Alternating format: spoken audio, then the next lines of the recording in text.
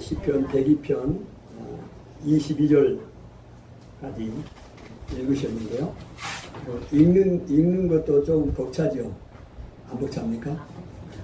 근데 그럼 이거를 저는 다 외웠어요. 뭐 했다고요? 암송했다고. 암송을 해볼까요? 시간이 없어서 못해요. 암송을 했어요. 우리 암송하는데요. 며칠 걸린 거지. 그래서 암송을 할 수 있어서 너무 감사하고 그렇습니다. 그래서 여러분들 시편을 좀 암송을 하시면 치매에 안 걸립니다. 계속 리마인드 해야 돼요. 외우려면 한 번 외웠다 되는 게 아니에요. 오늘 외웠으면 내일 가면요 또 까먹어. 계속 한 단락 외웠으면 1절부터 3절 외웠으면 끝이 아니에요. 4절하고 연결이 안 돼요. 1절부터 3절까지 외웠는데 4절부터는 또 생각이 안 나. 연결을 해요. 그 작업을 또 해요. 대학 넣을 때 적어요. 시험 보는 거요. 적고 생각 안 나면 다시 보고 적고 그 다음에 점검. 원본과 점검. 토시 잘못된 거. 긋고 다시 수정하고 그 다음에 들어. 바이블로 들어. 이걸 들어. 그 다음에 들으면서 또 내 연결해요. 이 작업이 필요해요. 근데 한 번 이거 끝이 아니냐. 계속 리피트, 반복. 제가 90편부터 암송하잖아요. 90편부터 암송을 시작했어요. 90편부터 날마다 듣는 거예요. 이 듣는 걸로. 그러면 이게 새로워지고. 아멘. 시편을 전부 암송한 사람이 있었다는데 그 얘기 듣고 깜짝 놀랐어요. 돌아가셨다는데 우리 목사님 아버님이 시편을 전부 암송했다. 어떻게 암송인지 모르겠어. 에? 지금 나 이렇게 암송해도 이게 지금 몇 편밖에 10몇 편밖에 안 되는데도 어려운데 이 시편을 다 암송했다니 확인할 길은 없어. 돌아가셨으니 목사님 말에 신뢰를 해야지. 어쨌든 이런 미션을 드리는 거 미션. 여러분도 이렇게 시편 수요일 날 특별히 시편 이렇게 말씀 나누잖아요.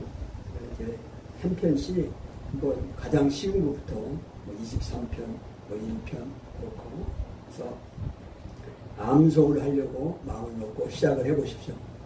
그럼 암송할 때와 하지 않을 때, 읽을 때하고는 놀라운 차이가 있어요. 여러분 예를 들어서 102편을 100번을 읽어보세요. 100번을.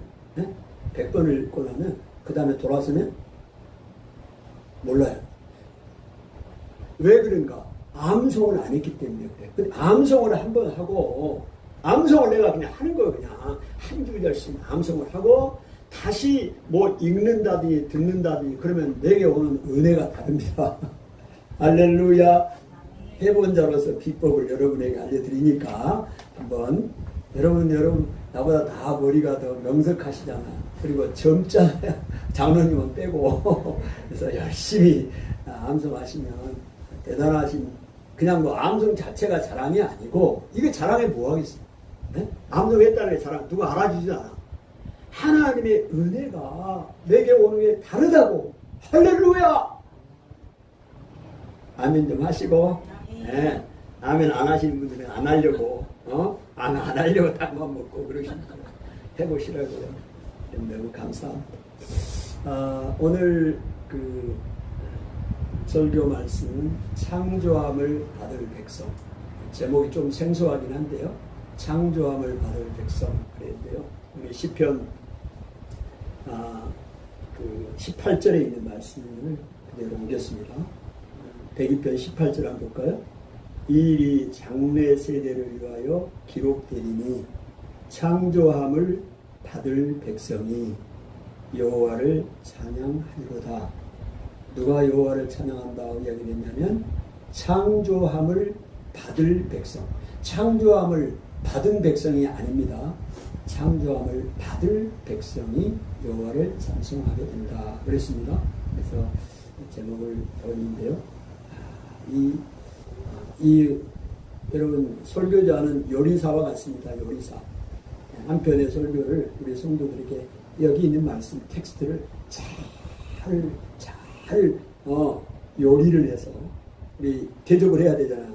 아멘. 그래서 수정 주일날 아침에 다시 일어나 수정 그래서 이게 딱 완성이 되면 너무너무 기뻐. 어? 내가 설교자의 정리가 안 되면 이게 참 힘들어요. 그렇잖아요. 먹는 여러분도 힘들고 그러잖아요. 오늘도 하나님께서 여러 가지로 정말 이 설교 한 편을 가지고 정말 어제 오늘 아침부터 저녁까지 이 설교 한 편을 준비하기 위해서 아침에 오니까 또 바뀌어 또 수정돼. 프린트하고 타이핑하고 해도 아침에 저는 이렇게 해요. 이걸 다 타이핑, 토요일 저녁까지는 이제 다 타이핑이 되잖아요. 다 정리가 돼서. 그럼 이렇게 이제 타이핑을 했다가 이거를 카톡으로 옮겨요. 이 전체를. 카톡으로 옮겨서 주일날 아침에 일어나면 카톡도 이렇게 이게 전체 문자로 오면 오디오가 나와요. 아세요? 우리 카톡에 짧은 글은 오디오가 안 나오는데 이게 우리가 좀 긴 글 나오면 전체 보기 있잖아요. 전체 보기 하면 위에가 오디오 이게 표시가 돼. 이거 딱 누르면 소리가 나와요. 이게 소리가 나와. 그러니까 이 성우가 이제 읽어줘요, 이 본문을. 그러면 이제 들으면서 또 아침에 카톡에 있는 거를 다시 한번 봐요. 쭉 보면 이 부분은 요렇게, 이 부분 요렇게 했으면 좋겠다. 이렇게 다시 한 주일날 아침에 또 정리가 돼요. 그렇게 하면서 계속 들으면서 이렇게 이제 하는데요. 너무 감사해요. 그래서 오늘 설교는 이제 이런 내용입니다. 하나님은 자기 백성을 긍휼히 여기십니다. 불쌍히 여기셔서 비록 그들의 악행을 인해서 징계를 받고 고난을 당하는 가운데 있을지라도 하나님은 자비를 베푸시고 긍휼을 베푸십니다. 그래서 여호와의 이름이 그들에게 알려지기를 원합니다. 그리고 하나님께서 행하신 일을 찬양받기를 원하십니다. 이스라엘 백성들을 통해서 찬양받기를 원하시고 또 그 하나님의 이름이 이 놀라운 일을 그 긍휼을 베푸신 하나님, 그 하나님의 이름 여호와 이름이 알려지기를 원해요. 아멘. 하나님 이름은 알려지기를 원하신다니까 하나님이. 그리고 하나님을 찬양받으시기를 원해. 이 하나님이 하시는 일, 여호와의 이름을 찬양할 백성을 새롭게 창조하십니다. 오늘 본문이 그거예요. 18절에 여호와 이름을 장래 세대를 이는 장래 세대를 위하여 기록되었나니 찬양받을 백성이 찬양을 하게 될 것이다. 아니, 창조함을 받을 백성이 여호와 이름을 찬양할 것이다. 여호와 이름을 찬양할 백성을 새롭게 만드십니다. 이 하나님의 놀라운 역사에 오늘 그 역사를 우리가 좀 보기를 원합니다. 먼저 오늘 시편 102편을 보면 그 제목이 있어요. 102편 제목을 한번 보세요. 제목 우리 본문에 그 102편 보면 고난당하는 자가 마음이 상하여 그의 근심을 여호와 앞에 토로하는 기도라는 제목이 있잖아요. 이 고난당하는 자가 마음이 상해가지고 근심을 하나님 앞에 토하는 그런 기도가 시편 102편이다.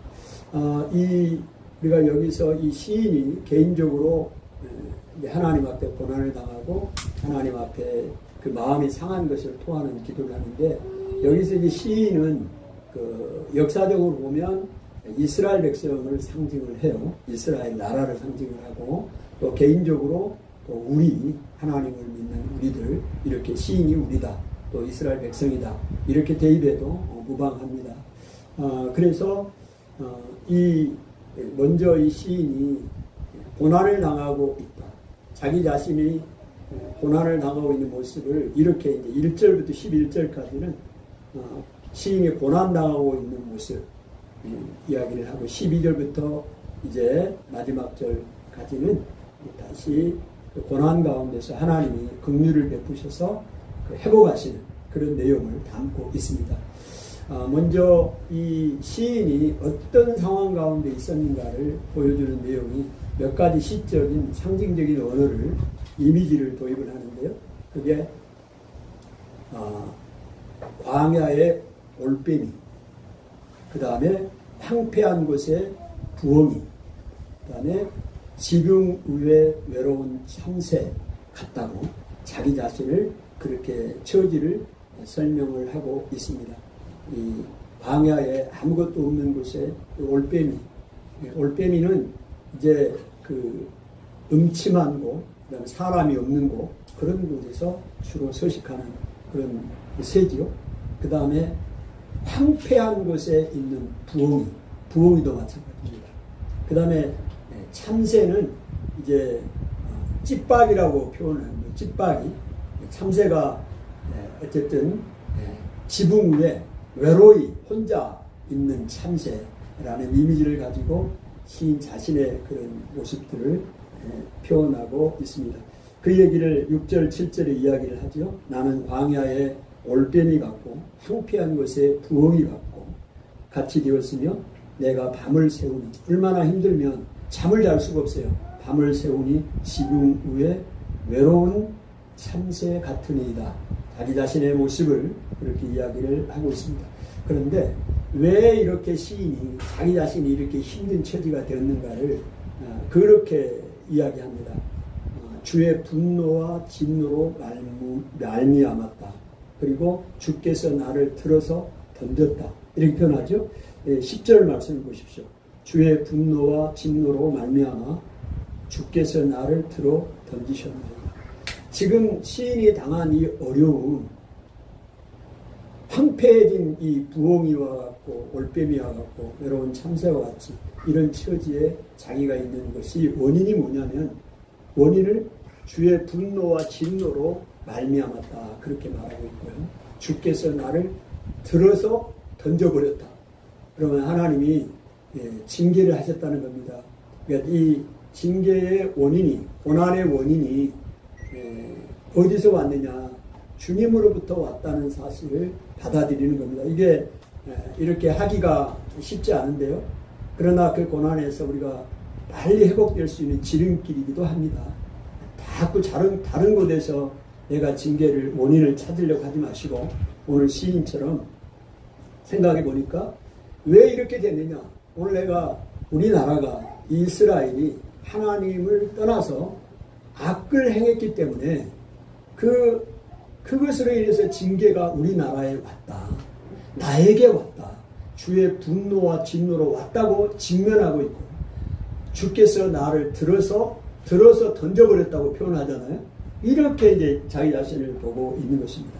그래서 자기 자신의 모습이 어떤 모습이 되었느냐 3절부터 5절까지 이렇게 이야기를 하고 있죠. 내 날이 연기같이 소멸되며 내 뼈가 숯같이 탔습니다. 내가 음식 먹기도 잊었으므로 내 마음이 풀과 같이 시들어 말라버렸나이다. 나의 탄식 소리로 말미암아 내 살이 뼈에 붙었나이다. 어떤 모습이 상상이 됩니까? 지금 시편 102편 3절부터 5절까지 읽었는데요. 이 시인의 지금 모습을 한번 그려보세요. 어떤 모습인가요? 내 날이 연기같이 소멸되어버려요. 그리고 내 뼈가 숯같이 그 화로에 다 타버린 숯같이 되어버렸다는 거죠. 그리고 너무 힘들어서 음식 먹기도 잊어버렸어요. 그래서 음식을 먹지를 못하니까 마음이 풀과 같이 시들고 말라버렸고 그 탄식 소리로 인해서 자기의 살이 뼈에 붙어버렸어요. 아주 말라버렸고 아주 비참한 모습이잖아요. 이런 모습이 이스라엘의 모습이었고 시인 자신의 모습이었고 그런 고난 가운데 있었다라고 이야기를 하고 있습니다. 그런데요, 이런 상황 가운데 있는 이들에게 이제 하나님께서 은혜를 베푸시는 거죠. 이런 절망 가운데 있는 상황에서도 시인이 놓지 않고 붙잡고 있는 것이 뭐냐면 하나님의 긍휼입니다. 하나님 앞에 기도하는 거예요. 부르짖는 거예요. 오늘 우리가 어떤 상황에 절망적인 상황이 있더라도 놓지 않을 한 가닥 출구는 바로 하나님께 손을 내미는 것입니다. 아멘. 하나님께 손을 내미는 거예요. 그 손을 내미는 것을 이 시편 102편에는 부르짖는다고 그렇게 표현을 하고 있습니다. 오늘 1절 2절을 한번 보실까요? 1절 2절 이 시인이 하나님 앞에 부르짖는데요. 1절 2절을 같이 읽어봅시다. 여호와께서 내 기도를 들으시고 나의 부르짖음을 주께 상달하게 하소서. 나의 괴로운 날에 주의 얼굴을 내게서 숨기지 마소서.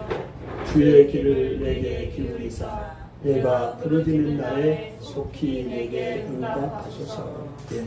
이 자기의 날이 시들어버린 그림자와 같이, 기울어진 끝림자와 같고, 그러면 해가 저녁이 되면 그림자가 지잖아요. 그림자가 기울어져. 해가 지니까 이제 끝나는 거예요. 자기 자신이 기울어지는 그림자와 같다고 표현을 하고, 풀의 시름과 같이 그런 존재가 되어버렸다고 자기 자신을 이야기합니다. 그런 가운데서도 하나님 앞에 기도하는 거예요. 그 1절에 보니까 나의 하나님이여 여호와여 내 기도를 들으소서. 내 기도를 들으시고 나의 부르짖음을 주께 상달되게 하소서. 나의 부르짖음이 하나님 앞에 도달되게 해달라. 이 상달된다는 얘기가 도달된다는 얘기거든요. 내 부르짖음이 주께 도달되게 하소서. 나의 주의 얼굴을 내게서 숨기지 마시고. 그러면 하나님의 얼굴을 숨기는 것은 재앙입니다. 재앙. 하나님의 얼굴이 나에게 향할 때 은혜가 베풀어지는데 하나님의 얼굴을 내게 숨겨버리면 재앙이죠. 그래서 나의 주의 얼굴을 내게 숨기지 마시고 주의 길을 내게 기울이사 속히 내게 응답하소서. 이렇게 기도하고 있습니다. 아멘.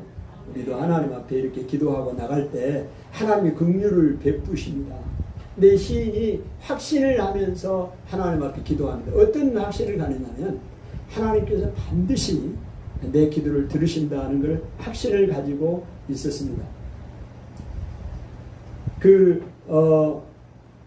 이제 13절을 한번 보세요. 13절. 어떤 확신을 갖고 있었냐면요. 이렇게 확신을 갖습니다. 13절 같이 읽습니다. 시작.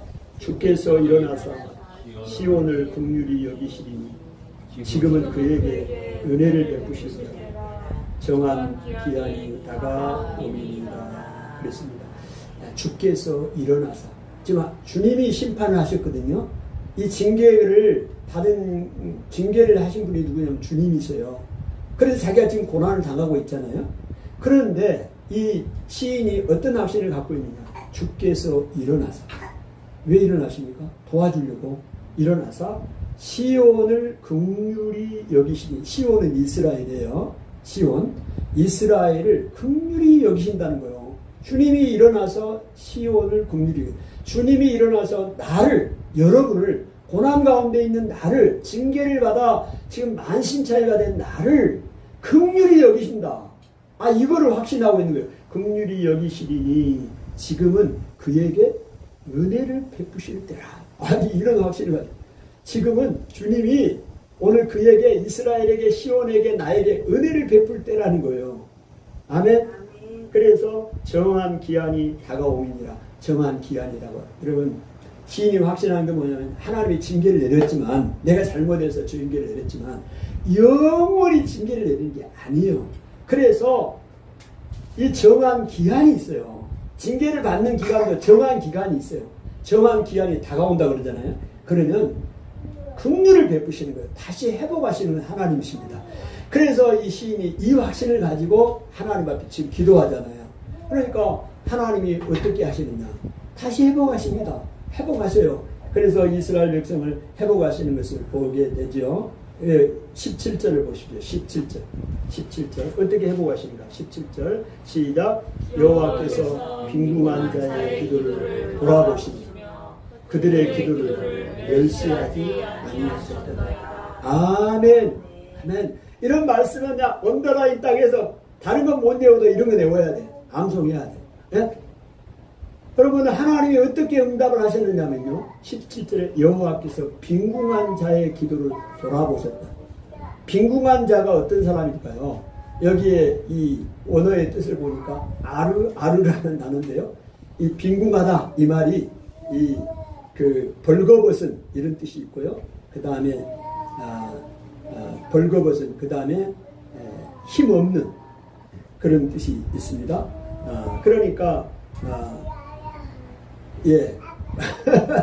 벌거벗은 뜻, 그 다음에 집 없는, 집도 없고 힘 없는 이런 뜻을 갖고 있어요. 그럼 어떤 뜻을 대입을 하든지 간에 벌거벗은 사람, 그 다음에 집이 없는 사람, 그 다음에 힘 없는 사람. 이게 빈궁한이라는 원어의 뜻이에요. 그러니까 빈궁한 사람의 기도를 하나님이 어떻게 하셨다? 돌아보셨다는 거예요. 돌아보셨다. 징계를 받아가지고 지금 힘도 없고 집도 없고 아주 벌거벗은 것처럼 그렇게 힘들고 어려운 이 처지에 있는 사람의 기도를 하나님이 돌아보셨다. 그리고 그들의 기도를 멸시하지 아니하셨도다. 아멘. 여러분 빈궁한 자입니까? 여러분이 하나님 앞에 드리는 그 기도를 하나님이 돌아보셔요. 아멘. 그리고 그 기도를 멸시하지 않아요. 여러분 높은 사람은요, 세상에서 높은 지위에 올라가 있는 사람들은 아주 낮은 비천하고 낮은 사람을 잘 안 보려고 그래요. 잘 상대를 안 하려고 그래요. 그게 일반적인 사람들의 마음입니다. 그런데 우리 하나님은 높은 하나님 아닙니까? 지극히 높으신 하나님 아니에요? 그 하나님이 벌거벗고 힘없고 죄로 인해서 심판을 받아 매맞고 있는 고난 가운데 있는 그들을 돌아보시는 하나님이요. 할렐루야. 그러니까 우리 하나님 좋으신 하나님. 여러분 예수님이 그 제자들과 함께 베드로, 야고보, 요한과 함께 변화산에 올라가셨잖아요. 변화산에 올라갔을 때 그 예수님이 영광스러운 모습으로 변했잖아요. 그 모습을 본 베드로가 있었지요. 근데 그 영광스러운 모습, 변화된 그 예수님이 산 아래로 내려왔을 때 귀신 들린 그 아이 데려와가지고 얼마나 천해요. 귀신이 들려가지고 그 힘들고 고난 나온 가운데 있잖아요. 그 아이들을 상대하고 고쳐주잖아요. 그때 아마도 가장 놀란 사람이 베드로였을 거예요. 베드로. 왜? 방금 전에 산에 올라가지고 변화산에 올라가가지고 그 예수님이 영광스러운 모습으로 변화되는 걸 보았잖아요. 보았는데 그 높으신 분이 내려와가지고는 가장 낮은 사람들과 상대하면서 그들을 돌아보고 그들의 기도를 멸시하지 아니하시는 예수님의 모습을 보면서 아마 베드로가 더 놀라고 존경을 더 했을 겁니다. 아멘.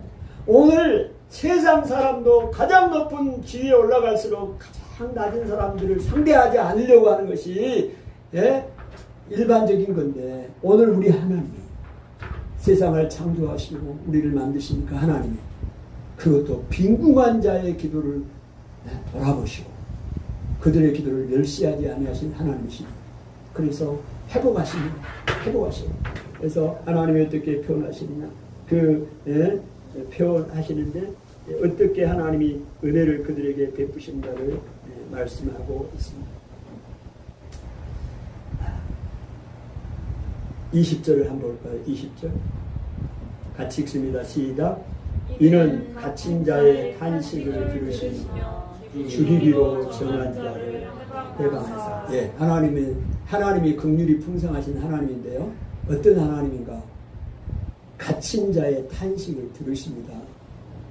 바벨론의 포로로 잡혀가 있는 이스라엘 갇힌 자지요.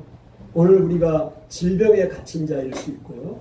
또 물질에 갇힌 자 있고 여러 가지 삶의 환경에 갇혀 있는 자일 수 있습니다. 근데 그 탄식을 하나님이 들으셔요.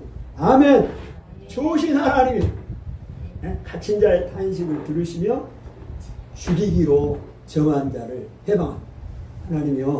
하나님은 뜻을 돌이키신 하나님이십니다. 하나님이 죽이기로 정한 자가 있어요. 있잖아요. 죽이기로 정하신 자를 어떻게 했다고요? 해방하셨다. 놓아주어 버렸다는 겁니다. 그러니까 하나님이 징계를 내리기로 작정하고 죽이기로 정한 자도 하나님이 어떻게 해요? 해방해. 살려줍니다. 살려줘. 이런 하나님이에요. 그래서 왜 이렇게 하나님이 이렇게 행하시느냐? 죽이기로 정한 자를 해방하고 갇힌 자의 탄식을 들어주시느냐? 긍휼을 베푸시느냐? 여러분 이걸 우리가 잘 알아야 돼요. 이 이야기를 이제 예레미야 또 에스겔 서에서 쭉 이야기를 하고 있는데요. 이거를 우리를 위한 것이 아니에요. 이게 또 무슨 말이에요? 오늘 하나님께서 이렇게 갇힌 자의 탄식을 들으시고 또 죽이기로 정한 자를 해방하시게 하신 이유가요. 궁극적으로는 오늘 우리를 구원하신 것이죠. 근데 하나님께요, 에스겔서의 36장에 보면 이렇게 이야기를 합니다. 그 이스라엘 백성이 지금 그 바벨론의 포로로 잡혀가고 또 아수르로 포로로 잡혀가잖아요. 그래서 고난을 당해요. 그들이 어려움 때문에, 그들이 악행 때문에, 하나님을 떠난 일 때문에 어려움을 당한 거거든요. 역사적으로 당했는데 하나님이 이렇게 에스겔 36장에 쭉 이야기를 합니다. 다시 회복하겠대요. 다 세계에 흩어져 있는 너희 민족들을 내가 다시 모으겠대. 하나님이 다시 이스라엘 다 모으겠대요. 그런데 이 모으시는 일을 너희가 착각하지 말래. 뭘 착각하냐? 너희를 위해서 한 것이 아니라 나를 위해서 한 것이라고. 하나님 자신을 위해서, 하나님의 거룩한 이름을 위해서 한다고 했어요. 왜? 하나님의 이름이 거룩함을 여기를 받기를 원하신다고 그랬잖아요. 그리고 하나님의 이름이 찬양을 받기를 원하신다고 그랬잖아요, 서두에. 그런데 세상 사람들을 통해서 하나님의 이름이 땅에 떨어졌어요. 하나님의 거룩한 이름이 땅에 떨어졌어요. 그리고 하나님을 찬양하지 않아요, 사람들이. 왜? 그 하나님의 백성들이 하나님을 멸시하고 하나님을 떠나고 우상을 숭배하는 일 때문에. 그래서 하나님이 다시 하나님의 이름을 회복하시기를 원해요. 하나님의 이름이 찬양받기를 원하시기 때문에 이스라엘 백성을 다시 회복하고 너희들을 회복한다 하나님 이야기를 하십니다. 그러니까요, 하나님의 영광, 하나님의 이름 찬양받기를 하나님 원하셔서 이 일을 행하시는 거예요. 결과적으로는 이제 우리를 위한 것이지만 우리가 은혜를 받은 것이죠. 하나님이 그렇게 행하신 것을 보게 됩니다. 그래서 이렇게 이제 그러면 이 일을 통해서 하나님이 뭘 봤습니까? 이 일을 행하신 일이 여호와인 것을 알게 하려 함이라 라는 표현을 계속해요. 이스라엘 백성들을 그 포로 가운데 잡혀 있고 흩어져 있는 그들을 하나님이 다시 모으고요, 다시 회복하고, 그렇게 한 이유가 사람들에게 이 놀라운 일을 누가 했는가를 알리는 거예요. 하나님 자랑하신다니까 하나님 당연히 자랑을 받으셔야 돼요. 이 놀라운 일을 행했잖아요. 하나님 행하시면 이 일을 사람들에게 알게 하시기를 원한다니까. 하나님은 이 일을 누가 했느냐? 너가 했느냐?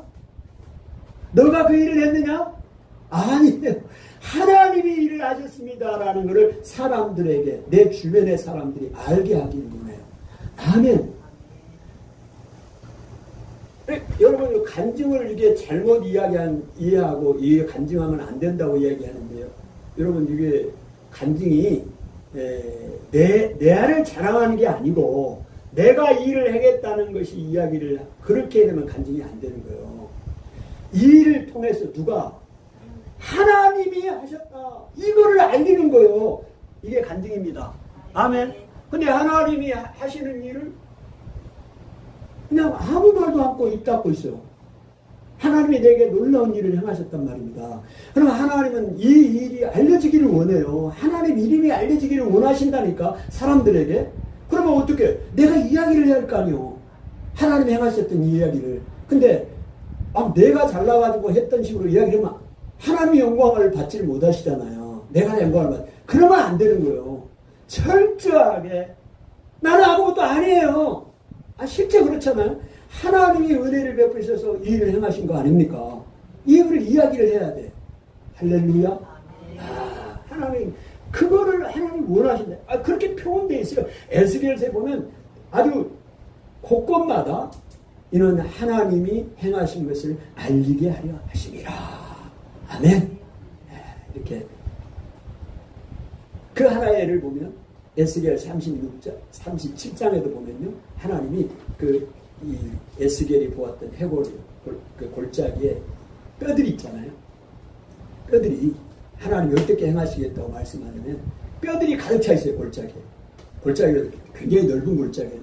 거기에 뼈들이 가득 차 있는데 그 뼈들이 하나님의 말씀이 선포되니까 그 뼈들이 서로 소리를 내면서 연결이 됐어요. 다다다다다다 붙는 거요. 이 사람의 뼈들이 전부 있잖아요. 해골, 팔다리, 나뒹굴고 있는 게 타락타타타 조립이 되는 거 로봇처럼. 그러더니 뼈만 있잖아요. 거기에 뭐 힘줄이 생깁니다. 그 위에 살이 슉슉슉 올라가는. 그 다음에 피부를 샥 덮어. 그러면 움직이질 않아. 그렇게 있네. 거기에 생기가 팍 들어가니까 움직여. 큰 군대가 됐어요. 이렇게 한 것은 여호와 하나님이 행하신 것을 알게 하려 함이라. 할렐루야. 단적인 예만 하나 들었어요. 여호와가 하시는 것을 알게 하려 함이라. 할렐루야.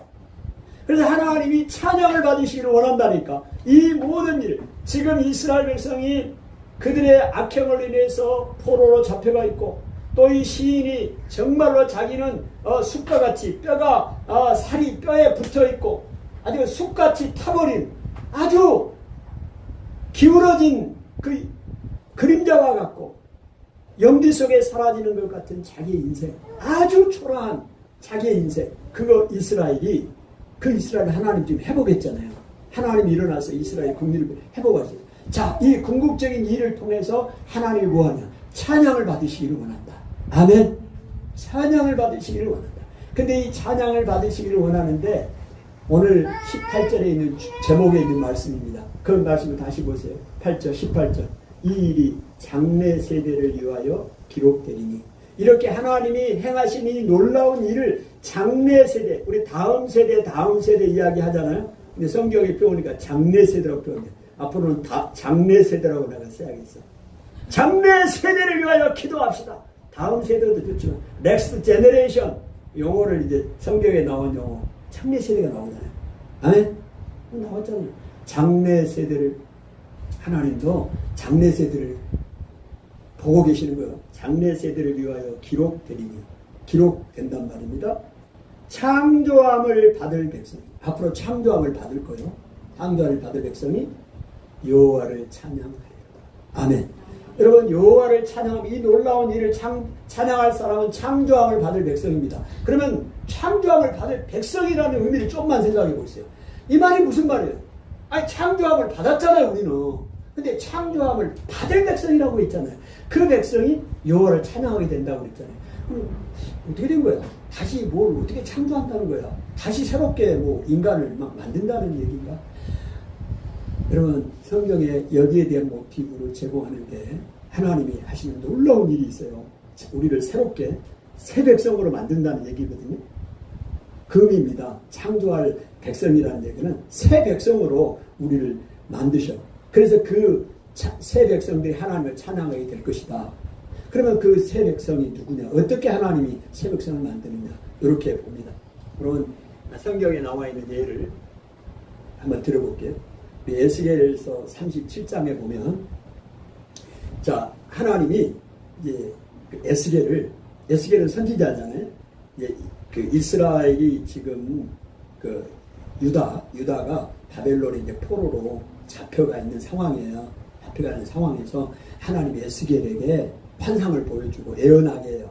이게 이제 에스겔 선지자의 그 에스겔의 내용이에요. 근데 37장에 보면 하나님의 환상을 하나 보여줍니다. 에스겔에게.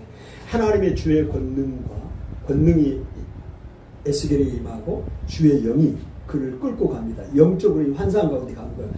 골짜기로 갑니다. 그 골짜기에 갔는데, 그래서 에스겔이 본 골짜기이기 때문에 에스겔 골짜기 환상이라고 그렇게 이야기를 해요. 에스겔 골짜기가 아니에요. 사실은 그 골짜기가 에스겔 골짜기라는 얘기가 어디 있어요. 그냥 골짜기를 간 거예요. 근데 에스겔이 본 그 골짜기니까, 그 환상이니까, 그래서 에스겔 환상, 에스겔 골짜기 환상 이렇게 이야기를 하는데, 어쨌든 에스겔을 그 골짜기로 인도해. 그 골짜기에 뼈가 가득 찼어요. 뼈가. 죽은 사람의 뼈가 가득 찼다 이 말입니다. 근데 그 뼈가 힘이 많고 아주 말랐더라. 아주대학교 생각해. 아주 말랐다. 그래야 여기 쉽잖아. 아주 말라버렸어요. 다른 말로 말하면 먼지가 푸석푸석하고 있다. 죽은 지 오래됐다는 얘기입니다. 그런데 하나님이 에스겔에게 묻습니다. 인자야. 인자는 사람의 아들이라는 뜻이잖아요. 인자야. 이 뼈가 능히 살아나겠느냐? 여러분, 만약에 여러분에게 하나님이 골짜기로 데려가서 뼈가 가득 차 있고 심이 많고 아주 말라버린 뼈를 보면서 민자야, 미수가 이 뼈가 너희 살겠느냐? 물었어요. 그럼 어떻게 대답하셨어요? 아니 죽은 지 오래되고 그 뼈가 살아나겠냐고요. 이 에스겔이 아주 지혜롭게 대답을 했어요. 주께서 여호와여 주께서 하시나이다. 그렇게 대답을 하더라고요. 그런데요, 소망이 잘 안 보이잖아요. 하나님이 이렇게 이야기합니다. 너는 이 뼈들에게 말하라. 하나님의 말을 전하는 걸 뭐라고 해요? 대원. 대신 말하는 걸 대원이라네. 하나님이 에스겔에게 말씀을 주면서 이 뼈들에게 말을 하라. 그러니까 에스겔이 뼈들에게 이야기하는 거 대원하는 거 아닙니까? 하나님이 주신 말씀 대신 이야기하는 거예요. 뭐라고 이야기를 하느냐? 아까 이야기했죠. 이 뼈들이 서로 연결되고 힘줄이 생기고 살이 붙고 피부가 덮이고 사방에서 생기가 들어와서 들어가면 뼈가 이 사람 큰 군대가 되고 살아날 것이다. 살아날 것이다. 다시 살아날 것이다. 라고 이야기를 하라고 합니다. 여러분도 하겠어요? 하겠습니까? 해야지요. 이 정도는 해야 되지 않아요? 하나님이 말씀하셨으니까 해야 될 거 아닙니까? 에스겔이 그대로 이야기했어요. 그 죽은 뼈들을 향하여 하나님의 말씀을 대언했다고요. 그러니까 놀라운 일이 일어났습니다. 그 뼈들이 소리를 냈어요. 뭔 소리요? 아니 뼈들이 막 움직일 거 아니에요. 팍 움직일 거 아니에요. 그러니까 그 소리가 나는 거예요. 그러면서 조합이 되는 거예요. 해골 팔, 다리 탁 거기에 힘줄이 쫙 생겨요. 거기에 살이 쫙 올라오는 거기에 피부가 딱 덮여요. 근데 움직이지는 않아. 그래서 다시 하나님 말씀합니다. 너는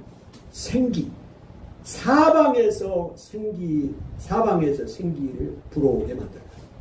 명령하라는 거예요. 생기에게 명령하라. 그러면 그 생기가 그들에게 들어가서 그들이 살아나리라. 할렐루야. 그래서 다시 에스겔이 그 생기를 향하여 명령합니다. 하나님의 말씀을 대언합니다. 생기야 들어가라. 그러니까 생기들이 막 사방에서 나와가지고 그 해골 들어가는 거 빼요. 그러니까 움직여. 큰 군대가 되었어요. 여러분 오늘 아주 절망적이고 소망이 없는 개인이나 이 이스라엘 민족 포로로 잡혀가 있는 그들에게 하나님의 말씀이 선포되니 뭐가 선포되니? 하나님의 말씀이 선포되니 살아나더라. 아멘.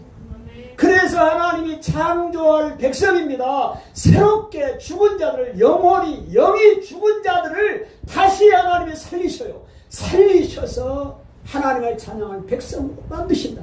아멘. 야. 그래서 하나님을 찬양하게 하는 거예요. 새벽 창조할 백성이 되는 겁니다. 하나님이 이렇게 말씀하십니다. 여러분 또 하나 모티브가 뭐냐면 에레미야 31장의 새 언약입니다. 에레미야 31장 33절 보니까요. 오늘 하나님께서 새 언약을 주십니다. 여러분 이건 굉장히 중요한 거예요. 새 언약이 무슨 얘기냐면요. 왜 새 언약을 주신다고 하나님 말씀하냐.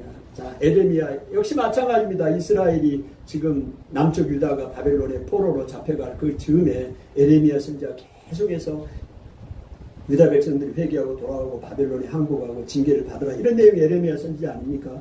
근데 그 내용 가운데 31장에 이런 얘기를 해요. 하나님 왜 새 언약을 주시냐. 새 언약이라는 얘기는 구언약이 있다는 거 아니에요? 구언약은 뭐겠어요? 옛 언약은 뭐냐? 모세에게 주었던 율법입니다. 율법. 십계명 그 시내산에서 하나님이 이스라엘 백성에게 준 십계명을 비롯해서 그 많은 언약이 있잖아요. 그 언약을 주었어요. 근데요, 하나님이 이렇게 표현합니다. 내가 너희 조상들에게 주었던 그 언약을 내가 주었고, 내가 하나님이 남편이라고 표현해요. 남편과 아내의 관계지요. 이스라엘의 아내라면 하나님의 남편이에요.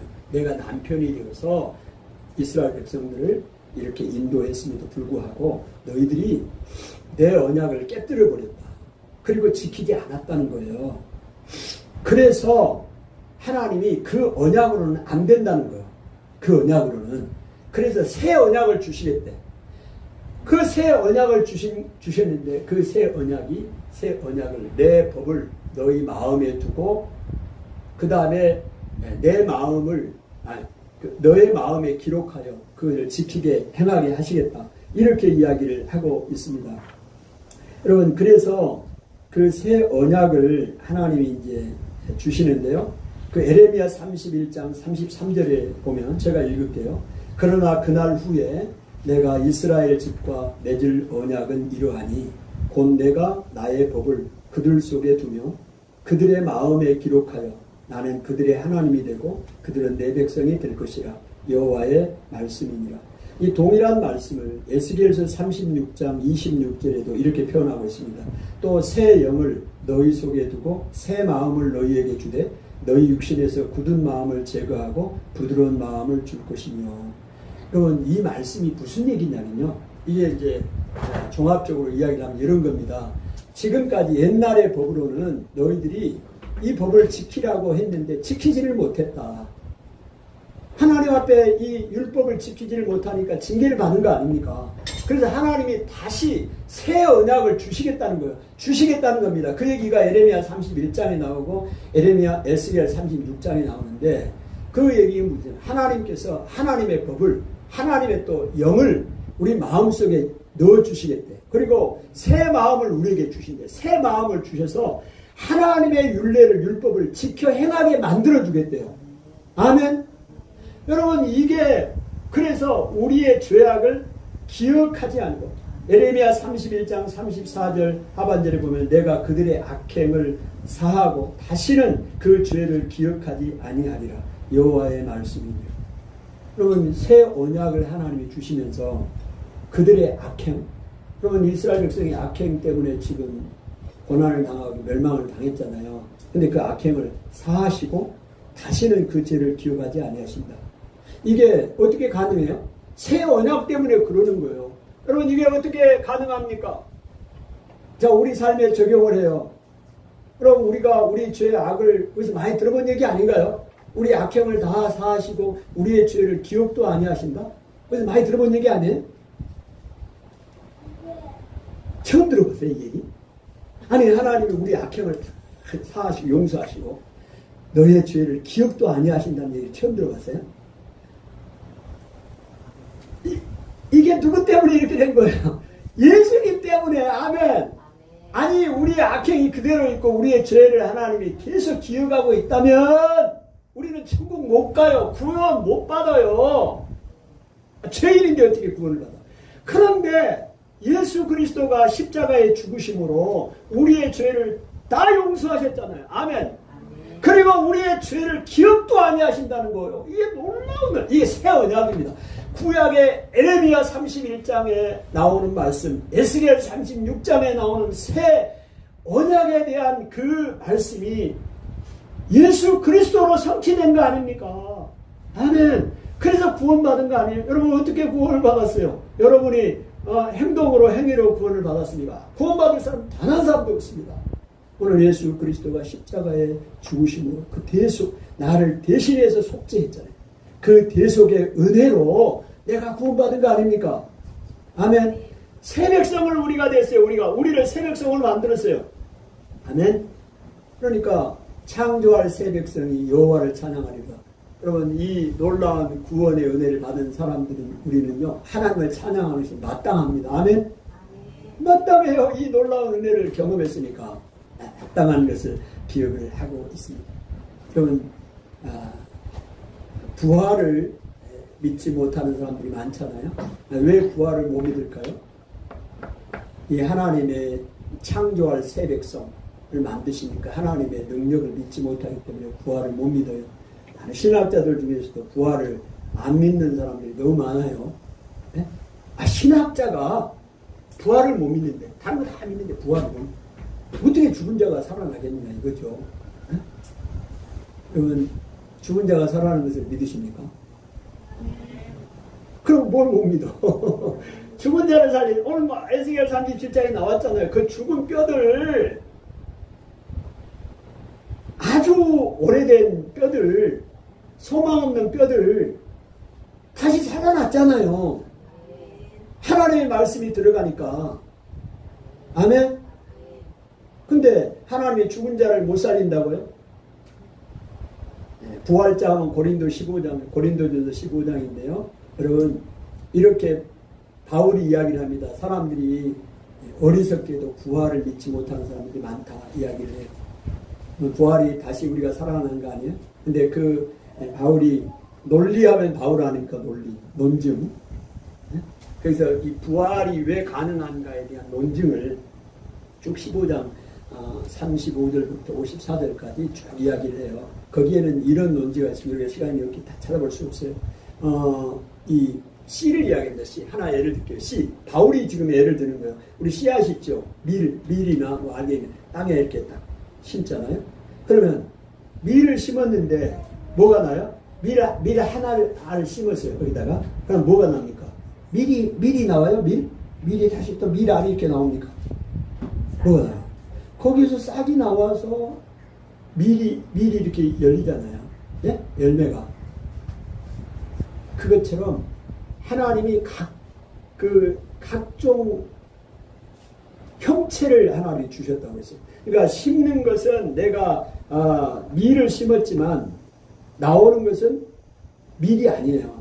그 나무가 나오는 거지. 거기에서 밀의 열매가 맺히는 것처럼 오늘 심을 때 그걸 내가 그 열매를 이거를 심은 게 아니잖아. 이 나무에 씨앗을 심었지만 나오는 게 뭐예요? 맺힌 게 이게 맺혔잖아요. 이게 형체라고 하나님이 표현해요. 각종 하나님 형체를 이걸 다른 말로 말하면 DNA라고 이야기해요. 형체냐. 네? 오늘과 심는 것은 밀이나 알갱이를 심었지만 하나님이 그 밀이나 알갱이에게 DNA를 주시는 거야. 형체를 주셨다고. 어떤 형체? 이런 형체를 주셨어요. 그러니까 이제 그 이야기를 한다. 그리고 밀이 열매를 맺히려면 죽어야 됩니다. 땅에 떨어져야 죽어야 그대로 만약에 있어. 그러면 열매를 맺힐 수가 없죠.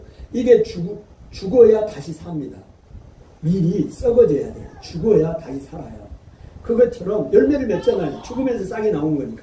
근데 만약에 오늘 우리가요 안 죽으면 여러분 우리가 안 죽으면 사람이 안 죽으면 부활할 수 있어요? 없어요? 없어요. 여러분 죽어야 부활이 된다는 원리를 이야기하는 거예요. 밀이 땅에 떨어져 죽어야 다시 사는 것처럼 사람도 죽어야 다시 삽니다. 그런데요 이제 그러면 어떤 원리를 바울이 이야기를 하느냐.